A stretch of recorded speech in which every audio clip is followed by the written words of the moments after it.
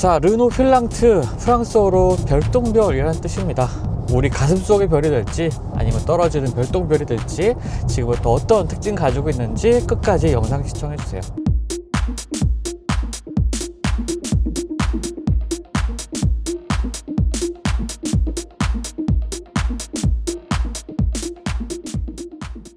르노 필랑트를 시승하기 위해 경주에 왔습니다. 지금 한 40대 정도의 시승차가 마련되어 있었거든요. 그랑콜레스에 이어서 르노가 얼마나 이 다음 차량에 신경을 많이 쓰고 있는지 좀 보여주는 부분이 되는 것 같은데요. 잘 아시다시피 르노 필랑트는 이제 부산 공장에서 생산이 됩니다. 일단은 지금 시승하고 있는 알핀, 그다음에 아이코닉 트림이 먼저 국내에 출시가 돼서 판매가 되고 있고요. 기본 트림이라고 할 수 있는 테크노 트림은 3분기부터 국내 판매가 된다고 합니다. 하지만 뭐 차량 크기에 비해서 가격은 정말 좋습니다. 거의 뭐 산타페, 소렌토 가격에 그 윗급의 차량을 산다고 보시면 되겠는데요. 뭐 차량의 크기뿐만 아니라 지금 편의 기능이라든지 이런 옵션 구성들이 굉장히 좋기 때문에 그래서 더 많은 관심을 갖고 있는 것 같아요. 뭐 디자인이나 실내 공간 얘기는 앞서 뭐 출시가 되면서 많이들 들으셨기 때문에 일단은 주행성부터 한번 얘기해 보도록 하겠습니다. 결론부터 얘기하자면 뭐 그랑콜레오스보다 분명 좋은 느낌을 주고 있는 것은 맞는데 뭐 그렇다고 편차가 그렇게 큰 건 아닙니다. 워낙 그랑콜레오스가 일반 도로에서 주행하기 정말 좋은 최적의 모습을 좀 보여줬기 때문에 주행 감각에 있어서 조금 더 좋은 모습을 보여주고 있는 것은 맞고요. 일단은 조용히 지금 한 60km 정도의 속도로 일반 공도를 주행하고 있는데 굉장히 조용합니다. 노면에서 올라오는 소음도 잘 차단하고 있고요. 특히나 이제 조금 가속하기 위해서 또는 추월하기 위해서 속도를 올려봐도 엔진의 부밍음이 그렇게 뭐 실내로 크게 들이치는 것도 상당히 잘 억제하고 있고요.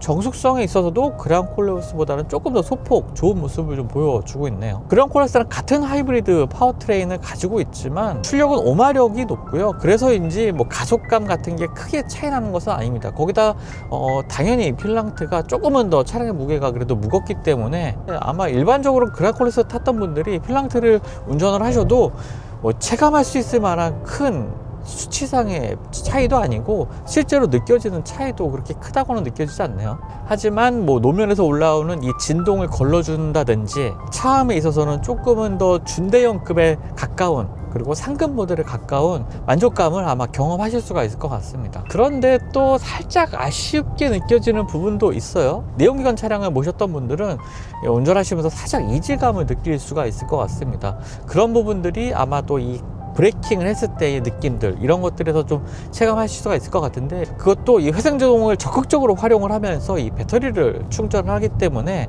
여기서 오는 일체감 같은 것들이 뭐 전기차에서 느껴지는 그런 이질감 같은 것들이 살짝은 느껴질 수가 있습니다. 하지만 국산 브랜드들 뭐 현대차나 기아차 같은 경우에는 이런 것을 굉장히 좀 자연스럽게 다듬고 있거든요. 그것과 비교한다면 아주 좀 그렇게 뭐 차이가 크진 않지만 이 필랑트나 뭐 그랑콜레오스가 조금은 더 세련있게 다듬을 수 있지 않았을까 필랑트에서는 조금 기대를 했었는데 그런 부분에 있어서는 이제 그랑콜레오스와 좀 비슷한 수준에 맞춰져 있는 것 같습니다. 그래도 뭐 절대적인 수치를 봤을 때는 만족감은 상당히 좀 좋네요. 자, 살짝 속도를 올려서 주행을 해보면 들리시죠?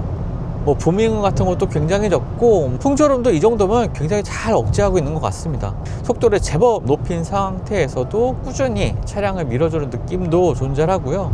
굉장히 뭐 스포티한 파워트레인은 아니죠. 어디까지나 효율성에 중점을 둔 그리고 전기 모드를 최대한 많이 사용하기 위한 파워트레인이기 때문에 물론 패밀리 SUV로 정의할 수가 있겠지만 뭐 조금 더 속도를 내고 싶은 분들에게도 어느 정도 만족감을 충분히 선사할 것 같습니다. 차량의 상하 움직임이라든지 좌우 롤, 뭐 커브에서의 움직임 이런 것들도 굉장히 잘 억제가 되어 있고 그런 것들이 뭐 단단하게 차량을 잡고 있는다기보다는 상황에 따라서 굉장히 유연하게 굉장히 편안하게 운전자가 느끼게 되거든요. 주행 모드는 뭐 AI 모드까지 합쳐서 다양한 주행 모드를 가지고 있는데 보통 이제 AI 주행 모드로 맞춰 놓으면은 차량이 알아서 이 주행 상태에 따라서 서스펜션 세팅을 달리하기 때문에 이런 것들로 맞춰 두고 그냥 주행하시면 아주 편안하게 운전하실 수가 있습니다. 사실 이러한 주행 특성 자체가 필랑트 같은 경우에는 중남미나 중동, 뭐 아시아 시장을 좀 타겟으로 하고 있는 모델이기도 합니다.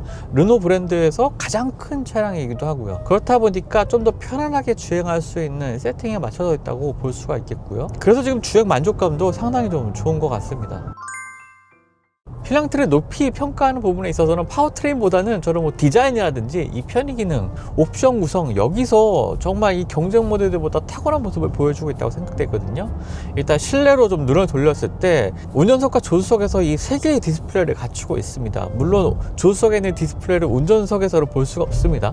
고개를 이제 돌려도 사실 조수석 화면을 보기 어렵거든요. 운전석에서는요. 하지만 조수석에서는 이동 중에 뭐 유튜브를 본다든지 심지어는 게임을 한다든지, 그리고 게임하는 경우에는 뭐 스마트폰과 연동을 해서 터치패드를 통해서 이 게임을 한다든지 하는 여러 가지 편의 기능들도 갖추고 있고, 아마 동승하는 분들이 절대 지루할 일은 없을 것 같고요. 그리고 워낙 다양한 기능들이 녹아 있습니다. 기본적으로 뭐 그랑콜레오스처럼 웨일 브라우저 기반의 인포테인먼트 시스템도 가지고 있고, 이 웨일 브라우저를 사용한다는 게 굉장히 메리트가 있거든요. 과거의 차량들 같은 경우에는 그 차량에 또는 그 브랜드의 차량에 한정된 이 브라우저를 가지고 있었기 때문에 사용성이 굉장히 좀 떨어졌습니다.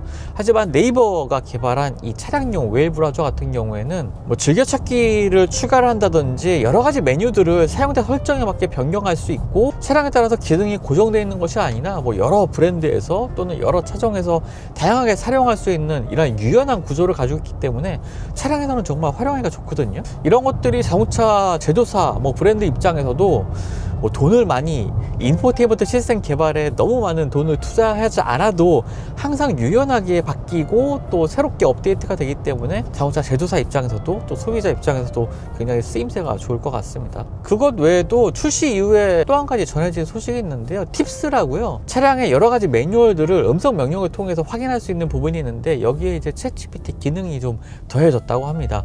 그래서 일반적으로 이 차량 안에 있는 매뉴얼들을 확인을 할 때 뭐 여러 가지 키워드를 입력한다든지 하는 것이 아니라, 이제 내가 정말 궁금한 것이 생겼을 때 아주 쉽게 물어봐서 확인을 할 수가 있게 되는 거죠. 특히나 이제 르노의 이 필랑트나 뭐 그랑콜레스 같은 경우에 인포테인먼트 시스템은 거의 비슷하다고 볼 수가 있겠는데, 기능들이 워낙 많거든요. 이러한 다양한 기능들을 뭐 사실 젊은 분들도 파악하기가 힘든데, 조금 이제 나이가 있으신 분들은 더 어려울 것 같습니다. 그럴 때 이제 음성 명령을 통해서 내가 필요한 기능들을 쉽게 확인할 수가 있기 때문에 거기에 대한 사용성도 상당히 좀 좋을 것 같고요.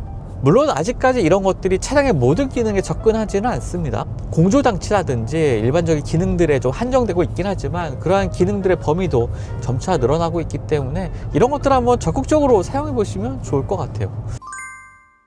자, 2열로 시선을 넘겨보면 광활한 이제 2열 공간이 펼쳐집니다. 물론 이 루프가 사실 이 차량의 디자인 때문에 조금 낮게 설정되어 있긴 하지만, 실제로 앉아보면은 이 머리가 180 정도 되는 사람이 앉아도 머리가 닿지 않습니다. 수직 형태를 강조한 뭐 현대차나 기아차의 경쟁 모델들과 비교했을 때 머리 공간이 좀 좁게 느껴지는 부분이 있지만, 실제로 앉아보면 좁지 않다는 말이고요. 어깨 공간에 있어서도 굉장히 여유가 있습니다. 2열 시트는 각도가 조절되진 않아요. 그냥 한 번에 펼 수 있는 기능이고요. 완전히 플랫하게 접히긴 하기 때문에 뭐 짐을 실는 공간도 여유가 있습니다. 2000리터를 넘는 충분한 공간 확보하고 있고요. 그래도 저는 개인적으로는 가장 압권인 것은 이 디자인이라고 생각이 되거든요. 이 준대형급의 SUV가 보여줄 수 있는, 요즘은 사실 각진 디자인이라든지 뭔가 오프로드다운 또는 디지털화된 모습, 이런 쪽으로 좀 방향이 나뉘어 있는 것 같은데, 그런 것과도 완전히 결을 달리하는 디자인을 이 필랑트는 보여주고 있습니다. 전면 디자인도 굉장히 과감한 터치를 보여주고 있지만, 특히나 이 후면에 이 한번 각이 안쪽으로 꺾이는 이 리어램프 부분의 이 디자인, 그리고 그런 것들이 검은색 몰딩으로 마감이 되어 있는 거대한 뒷면, 이런 것들이 굉장히 도전적인 모습이라는 생각이 들고요. 지금 앞쪽에서도 그 차량의 뒷모습을 좀 보고 가고 있는데, 이러한 디자인이 정말 과거에는 떠올리기 힘든 디자인이었죠. 필랑트 이후에, 그리고 기존의 라인업들을 이제 정리하면서 과거에 우리가 알고 있던 르노 코리아가 보여줬던 디자인을 가지고 있는 차량은 이제 없어졌습니다. 전혀 찾아볼 수가 없게 됐고, 르노의 새로운 디자인들로 모든 라인업들이 튀어져 있기 때문에 확실히 이제 르노만의 색깔을 이제 국내에서도 모든 라인업에서 확인할 수가 있게 됐고요. 지금 시즌 코스가 그렇게 긴 코스는 아닙니다. 지금 한 30km를 일단 주행을 했는데 평균 연비가 14.3이 나오고 있네요. 복합 연비가 15 정도거든요. 조금 가속하는 상황도 있었고, 그리고 전기 모드를 상당히 적극적으로 활용하는 이 파워트레인이기 때문에 회생자동이 많으면 많을수록 연비가 좋아지게 됩니다. 아마 시대 막히는 시내라면 지금보다 조금 더 잘 나올 것 같고요. 이 이테크 하이브리드의 가장 큰 장점은 전기 모드로 시내를 정말 오랫동안 주행할 수 있다는 거고, 상황에 따라서는 흡사 전기차처럼 더 오래 사용할 수가 있기 때문에 굉장히 쾌적하게 조용하게 주행할 수 있다는 겁니다. 뭐 중형급에 있어서는 사실 뭐 하이브리드 파워트레인이나 뭐 내연기관을 쓰나 어디까지나 뭐 취향의 영역이라고 생각하는데, 이러한 큰 차들에서 전기차의 이 정숙성이 만났을 때 주는 이 운전에서 주는 만족감이 상당히 더 크기 때문에, 그런 면에 있어서 필랑트의 이 이테크 하이브리드 시스템은 시내 주행에서 더 빛을 발하는 부분이 아닐까 이렇게 생각이 됩니다. 네, 지금까지 르노 필랑트 아주 짧게 좀 만나봤습니다. 계기판에 주행 가는 거리가 1000km, 1020km가 찍혀 있네요. 한번 주유하면 충분한 거리를 주행할 수 있다는 거겠죠. 차량의 디자인이나 실내 공간 보면서 호감을 느끼셨던 분들은 아마 운전하셔도 크게 만족하실 수 있는 차량이 될 것 같습니다. 그랑콜로스를 통해서 이 르노 코리아가 굉장히 좋은 모습을 보여줬던 부분을 필랑트도 그대로 이어오고 있고요. 또 준대형 차량으로서의 만족감 이런 것들도 더 높은 것 같습니다. 거기다가 이 가격 경쟁력까지도 충분히 갖춘 차량이기 때문에 사실 좀 이번 시승을 통해서는 단점을 정말 꼽기가 어렵네요. 소프트웨어적인 측면에서 문제만 없다면 아마 올해에 가장 주목받는 차량이 되지 않을까라고 좀 조심스럽게 예상도 해볼 수가 있을 것 같습니다. 특히나 인포테인먼트 시스템이 굉장히 좀 기능도 많고 재밌는 기능들이 많거든요. 이런 부분도 다시 한번 좀 시승차를 준비를 해서 필랑트에 대해서 조금 더 세심하게 좀 설명드리는 시간 갖도록 하겠습니다.